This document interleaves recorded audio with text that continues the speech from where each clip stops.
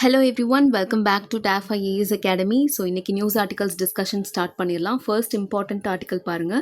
Nuclear plans require life time commitment. Okay, so இது நமக்கு nuclear உங்களுக்கே தெரியும், சாந்தி ஆக்ட் ரீசெண்டாக பார்லிமெண்ட்டில் பாஸ் பண்ணியிருந்திருப்பாங்க. அண்ட் அது ரிலேட்டடான நியூஸ் நமக்கு டைம் அண்ட் அகெயின் பார்த்துட்டே இருக்கோம். அண்ட் ரீசெண்டாக கூட நம்ம prototype fast breeder reactor criticality achieve பண்ணியிருக்கோம்னு நியூஸ் பார்த்தோம் கரெக்டாக. And also we have a goal of what 100 gigawatt of nuclear energy capacity by 2047. our Viksit Bharat vision target. As of now நம்மளுடைய nuclear energy capacity ஜென்ரேஷனுங்கிறது approximately 8 gigawatt இருக்குது. So இது ஒரு பக்கம் 8 gigawatt we are trying to reach up to or achieve 100 gigawatt by 2047. And இன்னொரு பக்கம் நமக்கு fast breeder nuclear reactor criticality achieve பண்ணியிருக்கோம். Second stage of nuclear program officially India entry ஆயிருக்கு. அண்ட் இன்னொரு பக்கம் சாந்தி ஆக்ட் நம்ம கொண்டு வந்திருக்கோம். ஸோ இது எல்லாமே நமக்கு சைமல்டேனியஸாக நமக்கு நியூக்ளியர் எனர்ஜி செக்டாரில் நடந்துட்டு இருக்கக்கூடிய குவிக் டெவலப்மெண்ட்ஸ் அப்படின்னே சொல்லலாம்.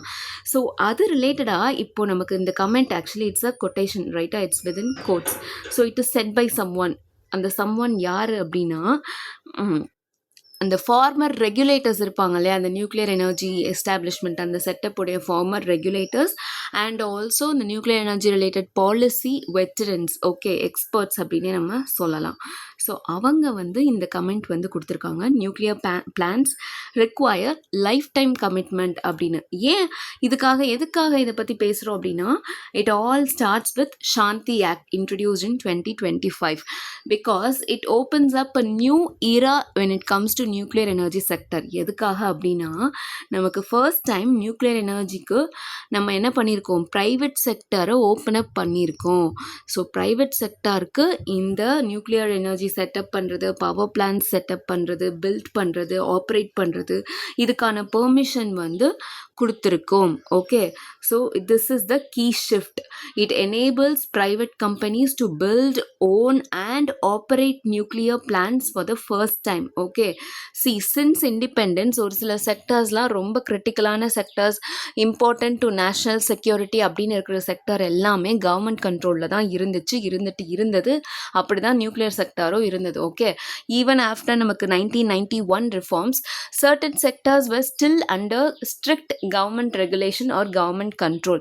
நம்ம டிஃபென்ஸ் செக்டாராக இருக்கட்டும், இந்த மாதிரி நிறைய செக்டர்ஸ் இம்பார்ட்டண்ட்டான செக்டர், நேஷ்னல் செக்யூரிட்டி ரிலேட்டட் அப்படிங்கிற விஷயங்கள் இருக்கிறது எல்லாமே கவர்மெண்ட் கண்ட்ரோலில் தான் இருந்தது. அப்படி இருந்தது தான் இந்த நியூக்ளியர் எனர்ஜி செக்டரும். ஸோ அதில் தான் இந்த சாந்தி ஆக்ட் மூலமாக India has ended it's long standing state monopoly. இது வரைக்கும் நம்ம ஸ்டேட், அதாவது கவர்மெண்ட் மட்டும்தான் நியூக்ளியர் எனர்ஜி ரிலேட்டட் எல்லாமே பார்த்துட்டு இருந்தாங்க.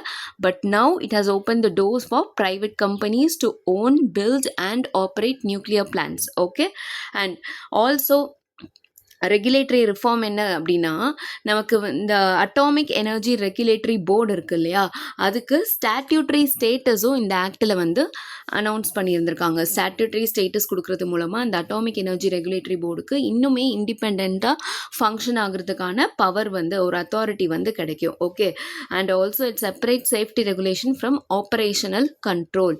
அண்ட் இதனுடைய மேஜர் அப்ஜெக்டிவ் என்னது, நம்ம முன்னாடியே சொன்ன மாதிரி 2047 we should achieve 100 gigawatt of nuclear energy capacity. So அதை அச்சீவ் பண்ணுறதுக்கான ஒரு இனிஷியேட்டிவ் தான் நம்ம ப்ரைவேட் செக்டார்ஸையும் இந்த ஃபீல்டில் ஓப்பன் அப் பண்ணி உள்ளே விடுறது. Okay, so it is going to be a public private model hereafter. And lifetime கமிட்மெண்ட்னு எதுக்காக இந்த ஆல்ரெடி இந்த ஃபீல்டில் இருந்த எக்ஸ்பர்ட்ஸோ ரெகுலேட்டர்ஸோ வெட்டரன்ஸோ சொல்கிறாங்க அப்படின்னா, nuclear power isn't a plug and play sector. அதாவது அதை ஆப்ரேட்டர்ஸ் இருக்காங்க இல்லையா, இப்போ இந்த ப்ரைவேட் செக்டர் உள்ளே வருது அப்படின்னா அவங்களுக்கு இருக்கக்கூடிய ரெஸ்பான்சிபிலிட்டி, அந்த அக்கௌண்டபிலிட்டி அப்படிங்கிறது ஒரு லைஃப் டைம் கமிட்மெண்ட் தான். They cannot be simply playing with it just like that. அதுதான் லைக் அவங்க நினச்சா வெளியில் போகிற மாதிரியான விஷயம் இது கிடையாது அப்படிங்கிறத இன்சிஸ்ட் பண்ணி சொல்லியிருக்காங்க. அண்ட் இந்த சாந்தி ஆக்டில் செக்ஷன் 10 இருக்கு இல்லையா, அது clearly spells out duties and liabilities liabilities for all operators. அது வந்து ப்ரைவேட் ஆப்ரேட்டராக இருந்தாலும் சரி, பப்ளிக் ஆப்ரேட்டராக இருந்தாலும் சரி, அவங்களுடைய டியூட்டிஸ் என்ன, அவங்களுடைய லயபிலிட்டிஸ் என்ன அப்படிங்கிறத அந்த ப்ரொவிஷன் வந்து தெளிவாகவே சொல்லுது. அண்ட் ஆல்சோ டிசைன் சப்போர்ட் அப்படிங்கிறது அந்த லைஃப் டைம் கமிட்மெண்ட்டுன்றோம்ல, ஸோ அந்த ஆப்ரேட்டர்ஸ் வந்து அந்த டிசைன் சப்போர்ட் மெயின்டைன் பண்ணுறதுங்கிறது through out the entire facility life time. அதாவது அந்த ஃபெசிலிட்டி ஃபங்க்ஷன் ஆகிட்டு இருக்கு இல்லையா, அதனுடைய லைஃப் டைம் ஃபுல்லாகவே அந்த டிசைன் சப்போர்ட் அந்த ஆப்ரேட்டர்ஸ் வந்து மெயின்டைன் பண்ணணும். Okay, it is their commitment. அது வந்து அவங்களுடைய ரெஸ்பான்சிபிலிட்டி. ஸோ அதுதான் லைஃப் டைம் கமிட்மெண்ட் அப்படின்னு இங்கே கோட் பண்ணியிருக்காங்க. ஸோ யாரும் இந்த விஷயத்தில் வந்து ஏமாற்ற முடியாது அப்படிங்கிறத இன்சிஸ்ட் பண்ணுற மாதிரி தான் அதை சொல்லியிருக்காங்க. ஃபார் எக்ஸாம்பிள், அவங்க யூஸ் பண்ணக்கூடிய அந்த பர்டிகுலர் ரேடியோ ஐசோட்டோப்புடைய ஹாஃப் லைஃப் அப்படிங்கிறது 30 இயர்ஸ் அப்படின்னா அது வந்து 30 இயர்ஸ் தான் இருக்கும். அவங்களுடைய அந்த மெயின்டெனன்ஸ், அந்த டிசைன் சப்போர்ட் அப்படிங்கிறதும் 30 இயர்ஸ் தான். ஸோ அந்த throughout the entire facility lifetime வந்து operators must maintain design support, அதை தான் இன்சிஸ்ட் பண்ணி சொல்லியிருக்காங்க. And apart from that safety audits, அதாவது பீரியாடிக் சேஃப்டி ரிவ்யூஸ் அப்படிங்கிறது எவ்ரி 10 இயர்ஸ் ஒன்ஸ் வந்து கண்டக்ட் பண்ணுவாங்க. And it is mandatory. எதுக்காக அப்படின்னா to ensure compliance with evolving global safety benchmarks. So அந்தந்த டைமில் என்னென்ன பெஞ்ச்மார்க்ஸ் குளோபல் லெவலில் அந்த சேஃப்டி மெஷர்ஸ் எவால்வ் ஆகுதோ அதுக்கு ஏற்ற மாதிரி இந்த ஆப்ரேட்டர்ஸ் அப்கிரேடடாக இருக்காங்களா, அதுக்கு கம்ப்ளை பண்ணுறாங்களா அப்படிங்கிறத ரிவ்யூ பண்ணுற விதமாக அந்த எவ்ரி 10 இயர்ஸ் ஒன்ஸ் இந்த பீரியாடிக் சேஃப்டி ரிவ்யூ வந்து நடக்கும். அண்ட் ஃபினான்ஷியல் செக்யூரிட்டி பொறுத்த வரைக்கும் operators must provide financial security upfront for waste management, டீகமிஷனிங் and radiation claim settlements. So இது மூணுக்குமான ஃபினான்ஷியல் செக்யூரிட்டி ஆப்ரேட்டர்ஸ் தான் ப்ரொவைட் பண்ணணும். ஓகே, ஸோ அதுக்குன்னு இருக்கக்கூடிய டைம்லைனாக இருக்கட்டும், இல்லை அந்த ப்ராசஸே லென்த்தியாக என்னவா இருந்தாலும் இந்த financial security especially for these 3 waste management, டீகமிஷனிங் and radiation, அதாவது அந்த ரேடியேஷன் எமிட் ஆகுறதுனால அஃபெக்ட் ஆகுது, அந்த சுற்றி இருக்கக்கூடிய ஏரியா அஃபெக்ட் ஆகுது அப்படின்னா அந்த கிளைம்ஸை செட்டில் பண்ணுறது, இல்லை அந்த நியூக்ளியர் பவர் பிளான்ட்டே வந்து டீகமிஷன் பண்ணுறது, அதாவது ஃபங்க்ஷன் ஆகலை, இனிமேல் அது வந்து ஃபங்க்ஷன் ஆக போகிறது இல்லை அப்படின்னு சொல்லிட்டு டீகமிஷன் பண்ணுறது, இது எல்லாத்துக்குமான ஃபினான்ஷியல் செக்யூரிட்டியும் அந்த ஆப்ரேட்டர்ஸ் ப்ரொவைட் பண்ணணும். So that is the life time commitment requirement. And next private sector priorities and risks. இதில் வந்து நமக்கு ப்ரைவேட் என்டிட்டிஸ் மோஸ்ட்லி நமக்கு டாடா, அதானி எல்லாரும் இதில் உள்ள வரதாக தான் இருக்காங்க. And apart from that we are expecting foreign funds for also. ஏன்னா 100 gigawatt அப்படிங்கிறப்போ நமக்கு முன்னாடி தான் லாஸ்ட் டைம் நமக்கு நியூஸில் பார்த்தோம், ஆல்மோஸ்ட் ஒரு 22 lakh crore நமக்கு இன்வெஸ்ட்மெண்ட் தேவைப்படுது இல்லையா. ஸோ இப்போ ரீசெண்டாக we are banking for FDI also. So இந்த மாதிரி இனிமேல் ஃபாரின் இன்வெஸ்ட்மெண்ட்மே நம்ம நியூக்ளியர் எனர்ஜியில் எக்ஸ்பெக்ட் பண்ண போகிறோம். ஓகே, ஸோ அப்படி இருக்கையில் இந்த டாட்டா மாதிரியான ப்ரைவேட் என்டிட்டிஸ் என்ன பண்ணுறாங்க அப்படின்னா 4 மேஜர் பில்லர்ஸ் வச்சுருக்காங்க. அதுக்கேற்ற மாதிரி அவங்க வந்து இந்த பிஸ்னஸ்க்குள்ளே வர்றதுக்கு இது பண்ணுறாங்க. ஃபஸ்ட் அண்ட் ஃபார்மோஸ்ட் பார்த்தீங்கன்னா சைட் செலெக்ஷன். ஏன்னா அதுதான் ரொம்ப ரொம்ப இம்பார்ட்டன்ட். கரெக்டாக, ஸோ எந்த ஒரு ப்ரைவேட் பிளேயருமே அதுதான் ஃபஸ்ட்டு விஷயமா பார்ப்பாங்க. ஐடென்டிஃபையிங் வயபிள் லொக்கேஷன், எந்த லொக்கேஷன் அவங்களுக்கு ஏற்ற மாதிரி இருக்கும் அப்படின்னு பார்க்குறது. And next affordable technology, balancing high cost with efficiency. Technology use பண்ணுறோம், at the same time it should be affordable. So நமக்கு ஹை காஸ்ட்டை வந்து எஃபிஷியன்சி மூலமாக பேலன்ஸ் பண்ணுறது அப்படிங்கிறது இதுதான். அதாவது நம்ம எந்த அளவுக்கு எஃபிஷியண்ட்டாக அதை ஆப்ரேட் பண்ணுறோம் அப்படிங்கிறது. Okay, and government hand holding, இது வந்து கவர்மெண்ட்டோடைய சப்போர்ட் அப்போ கம்ப்ளீட்டாக இருக்கவே இருக்காதா அப்படின்னு கேட்டோம்னா, கவர்மெண்ட்டோடைய சப்போர்ட் அந்த ஹேண்ட் ஹோல்டிங் அப்படிங்கிறது தேவைப்படும். எங்கே அப்படின்னா when navigating complex international and domestic regulations. International அந்த பெஞ்ச் மார்க் வந்து கம்ப்ளை பண்ணணும் அப்படின்னு பார்த்தோம் இல்லையா. ஸோ அதுக்கெல்லாம் வந்துட்டு of course we will or the private players will need government support and tariff viability, ensuring the energy produced is competitively priced. ஏன்னா ஒரு கம்பெனி வந்து ஒரு செக்டாரில் வந்துட்டு பிஸ்னஸ் ஸ்டார்ட் பண்ணுறாங்க அப்படின்னா அவங்க ப்ரொடியூஸ் பண்ணுற அந்த எனர்ஜிக்கு ப்ராப்பர் வேல்யூ இருக்கணும் இல்லையா. ஸோ அந்த டேரிஃப் வயபிலிட்டி, இந்த 4 தான் மேஜர் பில்லர்ஸாக ப்ரைவேட் என்டிட்டிஸ் வந்து பார்க்குறாங்க. ஓகே, அண்ட் எக்ஸ்பர்ட் ஃபர்தராக வார்ன் பண்ணுறது என்ன அப்படின்னா, நமக்கு இதுக்கு முன்னாடி வந்து இது பப்ளிக் செக்டாராக இருந்த டைம்லலாம் நிறைய விஷயம், அதாவது சின்ன சின்ன இஷ்யூஸ் அப்படின்னு போயிருச்சு. மைனர் இஷ்யூஸ்னு கன்சிடர் பண்ணியிருக்கோம். For example design validation timelines அதெல்லாம் வந்துட்டு பப்ளிக் செக்டாராக இருக்கையில் அது வந்து மைனராக தெரிஞ்சது. பட் இது வந்து ப்ரைவேட் பிளேயர்ஸ் உள்ளே வர்றாங்கன்றப்போ அதுவே ஒரு மேஜர் ஹர்டில் ஆகும். ஏன்னா அவங்க வந்து நிறைய டிசைன் சப்போர்ட்டாக இருக்கட்டும், இல்லை மாடலாக இருக்கட்டும், அந்த பிளான்ட்டுக்குரிய எக்யூப்மெண்ட் சப்ளையராக இருக்கட்டும், இது எல்லாமே ஃபாரின் கம்பெனிஸாக இருக்குது. அதாவது இம்போர்ட் பண்ண போகிறாங்கன்ற பட்சத்தில் of course they will face major hurdles. அவங்களுக்கு இது மேஜர் இஷ்யூஸாக தான் இருக்கும். ஸோ அதெல்லாமே இந்த ப்ரைவேட் பிளேயர்ஸ் ப்ராப்பராக எடுத்து பண்ணணும். It is a risky business அப்படின்ற ஒரு வார்னிங் சைன் தான் நமக்கு எக்ஸ்பர்ட்ஸ் வந்து கொடுத்துருக்காங்க. Okay, and accountability and the design gap, இது வந்து நமக்கு அந்த அட்டாமிக் எனர்ஜி ரெகுலேட்டரி போர்டு முன்னாடி இருந்திருப்பாங்க இல்லையா சேர்மன், அவங்க வந்து நமக்கு என்ன கொடுத்துருக்காங்க அப்படின்னா, design integrity, foreign tech risk, regulatory trickery. So இது எல்லாமே நமக்கு வார்னிங் மாதிரி தான். ப்ரைவேட் பிளேயர்ஸ் உள்ளே வராங்க அப்படின்னா அவங்களுக்கு வந்து இது வந்து ஒரு வார்னிங் மாதிரி. இங்கே பாருங்கப்பா, இந்த விஷயம்லாம் இருக்குது, you have to look into it and you have to take care of that, you are accountable for that அப்படின்னு. அப்படி ஃபர்ஸ்ட் என்ன சொல்கிறாங்க, design integrity, upgrading safety is impossible without full fleshed design information and capability. So நம்ம வந்து safety, அதாவது ஒரு safety and security nuclear power plant பொறுத்த வரைக்கும் அது ரொம்ப முக்கியம் அப்படின்னு பார்க்குறோம். ஸோ அது வந்து நம்ம இம்ப்ளிமெண்ட் பண்ணணும், அந்த சேஃப்டி அப்கிரேட் பண்ணணும் அப்படின்னா அதுக்கேற்ற மாதிரி அந்த டிசைன் இன்ஃபர்மேஷன் அண்ட் அந்த கேப்பபிலிட்டி வந்து இருக்கணும். அதில் வந்து நம்ம ஃபுல் ஃப்ளெஜ்டாக இருக்கணும். அதை பண்ணாமல் நம்மளால் சேஃப்டி அப்கிரேட் பண்ணவே முடியாது. So design integrity is must. Next foreign tech risk, அதாவது நம்ம இம்போர்ட் பண்ண போகிறோம் அப்படின்னு முன்னாடி பார்த்தோம்ல, இப்போ ப்ரைவேட் பிளேயர்ஸே வந்து ரியாக்டர்ஸ் வந்து இம்போர்ட் பண்ணுறாங்க அப்படின்னா அந்த imported reactors often face prohibitive cost and 2-3 year design validation delays before construction can even begin. So construction ஆரம்பிக்கிறதுக்கு முன்னாடியே அதுக்கு ஏற்படக்கூடிய செலவுகள் அண்ட் ஆல்சோ அந்த டிசைன் வேலிடேஷன் டிலே, அதுவே ஒரு 2-3 இயர்ஸ் ஆகுமா. ஸோ அதெல்லாம் அந்த ஃபாரின் டெக்னாலஜி நம்ம உள்ளே கொண்டு வரோம், இம்போர்ட் பண்ணுறோம் அப்படிங்கிற பட்சத்தில் இருக்கக்கூடிய risk areas. Next regulatory trickery. முன்னாடி சொன்ன மாதிரி அந்த ரேடியோ ஐசோடோப்புடைய ஹாஃப் லைஃபை நோ ஒன் கேன் ஃபட்ஜ், அதாவது அது யாராலையும் மாற்ற முடியாது. ஆக்சுவல் அந்த டெக்னிக்கல் ரியாலிட்டிங்கிறது அப்படியே தான் இருக்க போகுது. நம்ம வந்து ஒரு ஆக்டில் இருக்கக்கூடிய ப்ரொவிஷனை வச்சோ எதை வச்சோ அந்த லூப் ஹோல் அப்படிங்கிறத பயன்படுத்தி இதில் நம்ம எஸ்கேப் ஆகிறதுக்கான சான்ஸே கிடையாது அப்படிங்கிறத எக்ஸ்பர்ட்ஸ் வந்து சொல்லியிருக்காங்க. ஓகே, ஸோ சாந்தி ஆக்ட் உங்களுக்கே தெரியும், நம்ம நிறைய டிஸ்கஸ் பண்ணியிருக்கோம். அதில் இருக்கிற ப்ரொவிஷன்ஸ் நமக்கு ஈவன் லைபிலிட்டி அப்படின்னு நம்ம டிஸ்கஸ் பண்ணல நம்ம பார்த்துருக்கோம். கரெக்டாக சிவில் லைபிலிட்டி ஆக்டை ரிப்பீல் பண்ணிட்டு தான் நமக்கு இந்த ஆக்ட் கொண்டு வந்திருப்பாங்க. ஸோ ஆப்ரேட்டர்ஸ் தான் completely liable for any kind of mishap or accident. நமக்கு சப்ளையர்ஸை இந்த இடத்துல விட்டுருவாங்க. ஸோ சப்ளையர்ஸ்க்கு ரெஸ்பான்சிபிலிட்டி ஆர் லயபிலிட்டிங்கிறது கிடையாது. Whereas operators or responsible or liable for the damage or nuclear related accidents அப்படின்னு நம்ம பார்த்துருக்கோம். அண்ட் ஆல்சோ அதுக்கான காம்பன்சேஷன் ஆர் கேப் பார்த்தீங்கன்னா 300 crores-லேருந்து 3000 crores வரைக்கும். It depends on the capacity of the nuclear plant. அந்த டேமேஜ் அனாலிசிஸ் இதெல்லாம் பொறுத்து அந்த 300 கோடியிலேருந்து 3000 கோடி வரைக்கும் அந்த காம்பன்சேஷன் அமௌண்ட்டும் இருக்கிறது. ஸோ இதுதான் இந்த ஆக்டில் இருக்கக்கூடிய மேஜர் ப்ரொவிஷன்ஸ், இஷ்யூஸ் எல்லாமே. ஃபர்தராக ப்ரைவேட் பிளேயர்ஸ் என்டர் ஆன உடனே அவங்க என்னென்ன ப்ராப்ளம்ஸ் ஃபேஸ் பண்ணுறாங்க, இல்லை கவர்மெண்ட்டுக்கு என்ன மாதிரியான ப்ராப்ளம்ஸ் வருது அப்படிங்கிறதெல்லாம் நம்ம ஃபர்தராக பார்க்கலாம். ஆஸ் ஆஃப் நவ் நம்மளுடைய நியூக்ளியர் எனர்ஜி கெப்பாசிட்டி டார்கெட் என்ன, to achieve 100 gigawatt by 2047. Okay, so remember that.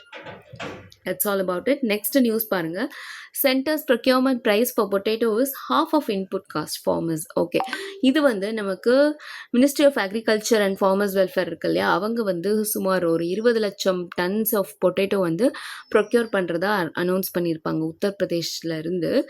But அதோட ப்ரைஸிங் பார்த்தீங்கன்னா ஃபார்மர்ஸ்க்கு ஏதுவாக கிடையாது. ஸோ நம்ம இது ரிலேட்டடாக பொட்டேட்டோ கல்டிவேஷன் பற்றி பார்க்க போகிறோம்.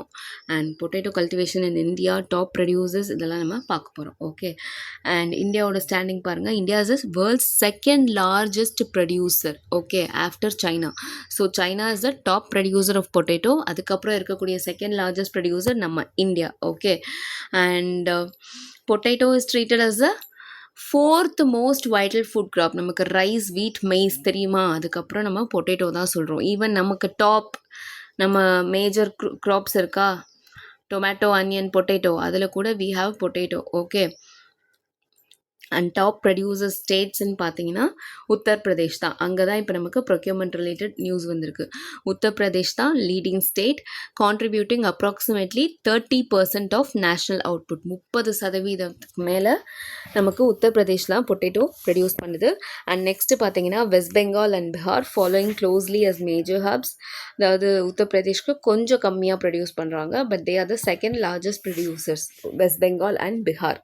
அண்ட் அடுத்து Gujarat, national leader in processing grade potatoes. Okay, நமக்கு வந்து பொட்டேட்டோஸ்லேயே நிறைய வெரைட்டிஸ் இருக்குது. அதில் செலக்டிவான, அதாவது சூஸ் பண்ணி பொட்டேட்டோஸ் தான் நமக்கு சிப்ஸாகவும் ஃப்ரைஸாகவும் போட்டு கொடுப்பாங்க, கரெக்டாக.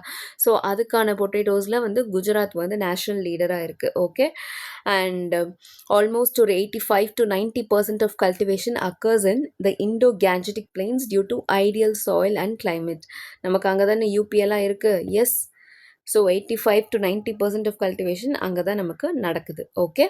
And next agro climatic needs and research framework. இது வந்து நமக்கு எந்தெந்த டைமில் நம்ம இந்த க்ராப்பை வந்து கல்டிவேட் பண்ணுறோம். Okay. Primarily rabi crop or winter crop in the plains and kharif crop, summer crop in hilly regions. Hilly ரீஜன்ஸில் சம்மர் டைமில் கல்டிவேட் பண்ணுறாங்க, வேரஸ் பிளெயின்ஸில் பார்த்தீங்கன்னா வின்டர் டைமில் கல்டிவேட் பண்ணுறாங்க. And ideal conditions for the potatoes to grow அப்படின்னு பார்த்தீங்கன்னா it needs well drained sandy loam soil and அதனுடைய pH பாருங்கள் 5.2 to 6.4 and growth thrives at 24 degrees Celsius. நமக்கு டெம்பரேச்சர் கொஞ்சம் இந்த மாதிரி ஐடியலாக மெயின்டைன் ஆகணும். பட் டியூபர் ஃபார்மேஷன், ஏன்னா நமக்கு அது எல்லாமே டியூபர் ரூட்ஸ் அப்படின்னு நம்ம சொல்லுவோம் இல்லையா.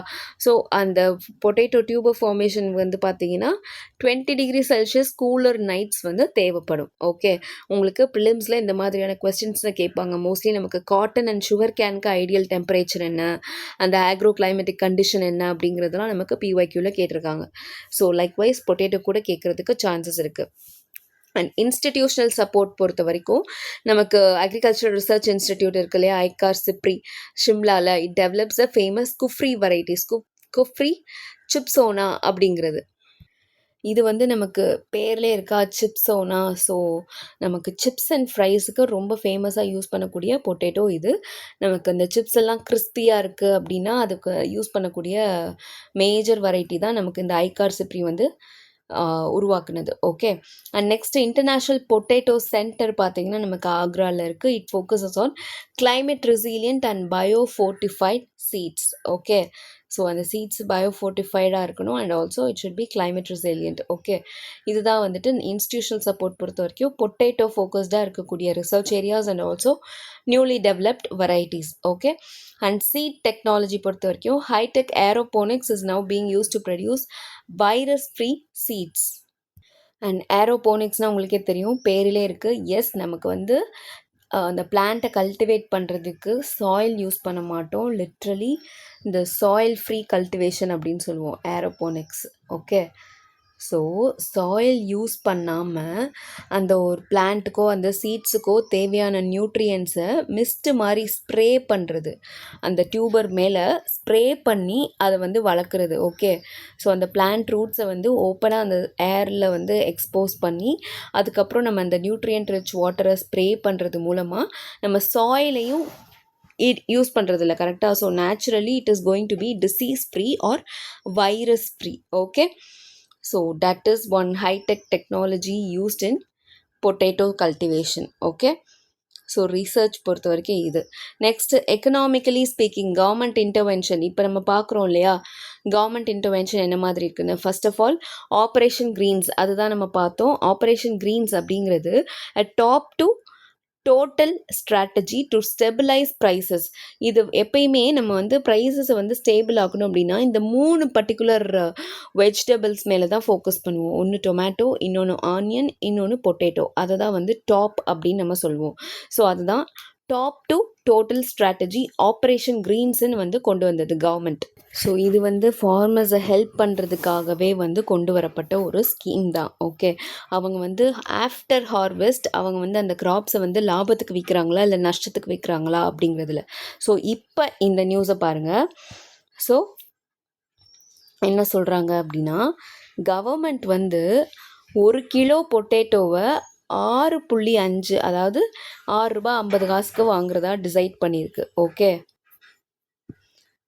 வேறஸ் ஃபார்மர்ஸ் என்ன சொல்கிறாங்க, நாங்கள் இன்புட் அதாவது 1 கிலோ பொட்டேட்டோ தயாரிக்கிறதுக்கு நாங்கள் வந்து இன்புட்டுன்னு ஒன்று கொடுத்துருப்போம் இல்லையா, அதுக்கு உரம் போட்டதாக இருக்கட்டும் இல்லை விதை போட்டதாக இருக்கட்டும் இந்த மாதிரி இருக்கும் இல்லையா, அதுக்கு பார்த்தீங்கன்னா 1 கேஜியே ₹12.